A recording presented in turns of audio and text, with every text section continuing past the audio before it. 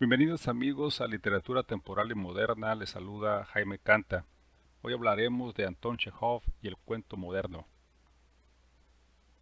Anton Chejov fue un médico que murió a los 44 años de edad en 1904 a causa de tuberculosis, pero Anton Chejov, el escritor, es el maestro del cuento por excelencia. La obra de Chejov es rica como lo sabe cualquiera que conoce un poco de literatura, pero para más detalles podemos decir que escribió más de 650 cuentos y casi una veintena de obras teatrales, por lo menos una larga crónica, y se le editaron mientras vivió casi una decena de colecciones de sus cuentos. Hoy en día su obra está traducida a innumerables idiomas. Para muchos, él es el precursor del cuento moderno. Su narrativa está enriquecida con las tribulaciones interiores y los sentimientos íntimos de sus personajes, que viven un drama psicológico y simbolista.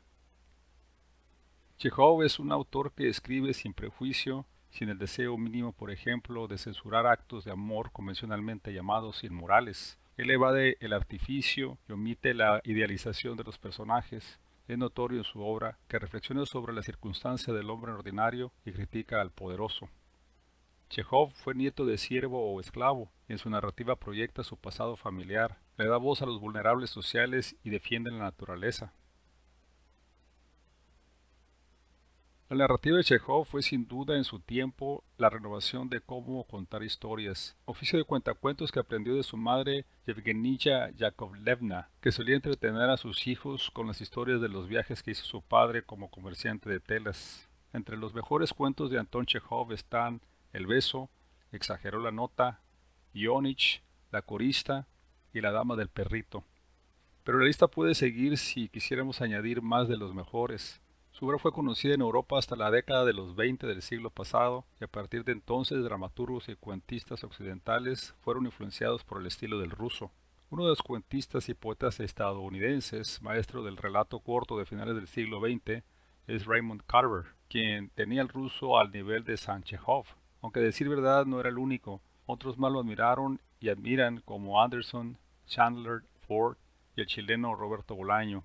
Pero Carver le tenía una devoción especial al ruso. Él llegó a tener cuadros colgados en la pared de su casa y escribió el estupendo cuento Tres rosas amarillas, en el que relata a su manera, basado en hechos reales, las últimas horas de vida del cuentista de Taganrog. En parte el cuento dice: de forma metódica, como solía hacerlo todo, el doctor Schurrer se aprestó a la tarea de descorchar la botella de champaña. Lo hizo cuidando de atenuar al máximo la explosión festiva. Sirvió luego las tres copas y con gesto maquinal, debido a la costumbre, metió el corcho a presión en el cuello de la botella. Luego llevó las tres copas hasta la cabecera del moribundo. Olga soltó momentáneamente la mano de Chejov. Una mano escribiría más tarde que le quemaba los dedos. Colocó otra almohada bajo su nuca. Luego le puso la fría copa de champaña contra la palma y se aseguró de que sus dedos se cerraran en torno al pie de la copa. Los tres intercambiaron miradas, Chejov, Olga, el doctor Schurrer. No hicieron chocar las copas. No hubo brindis. ¿En honor de qué diablos iban a brindar? ¿De la muerte? Chejov hizo acopio de las fuerzas que le quedaban y dijo: hacía tanto tiempo que no bebía champaña. Se llevó la copa a los labios y bebió. 1 o 2 minutos después, Olga le retiró la copa vacía de la mano y la dejó encima de la mesilla de noche. Chejov se dio la vuelta en la cama y se quedó tendido de lado. Cerró los ojos y suspiró. 1 minuto después, dejó de respirar. Su cuerpo dejó de respirar aquel 15 de julio de 1904, pero su legado literario sigue muy vivo y muchos escritores mantienen el espíritu de su narrativa en sus textos. Por último, en este espacio, escuchemos un fragmento del cuento de Anton Chejov, La dama del perrito, que narra la historia de la relación amorosa y adúltera entre un banquero y una mujer joven que suele pasear con su mascota. Corrió la voz de que por el malecón se había visto pasear a un nuevo personaje, la dama del perrito. Dmitri Dmitrich Gurov, residente de Yalta hacía 2 semanas y habituado ya a aquella vida, empezaba también a interesarse por las caras nuevas. Desde el pabellón de Verne que solía sentarse, veía pasar a una dama joven, de mediana estatura, rubia y tocada con una boina. Tras ella corría un blanco lulú. Después, varias veces al día, se la encontraba en el parque y en los jardinillos públicos. Paseaba sola. Llevaba siempre la misma boina y se acompañaba del blanco Lulú. Nadie sabía quién era y todos la llamaban la dama del perrito. Si está aquí sin marido y sin amigos, no estaría mal trabar conocimiento con ella, pensó Gurov. Esto no había cumplido todavía los 40 años, pero tenía ya una hija de 12 y dos hijos colegiales. Se había casado muy joven, cuando aún era estudiante de segundo año, y ahora su esposa parecía 2 veces mayor que él.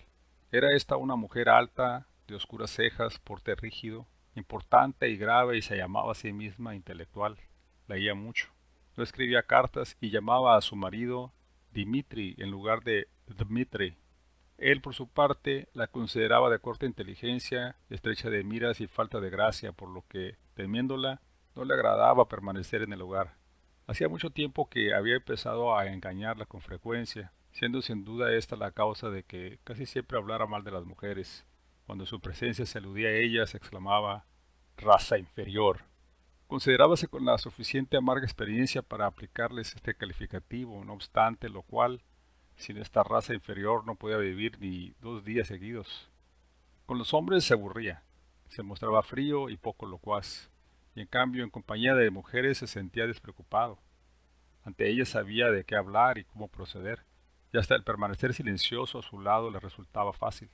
Su exterior, su carácter, estaba dotado de algo imperceptible, pero atrayente para las mujeres. Él lo sabía, y a su vez se sentía llevado hacia ellas por una fuerza desconocida. Fin del fragmento. Pero puedes seguir viendo las fotografías de Anton Chekhov que aquí te presentamos.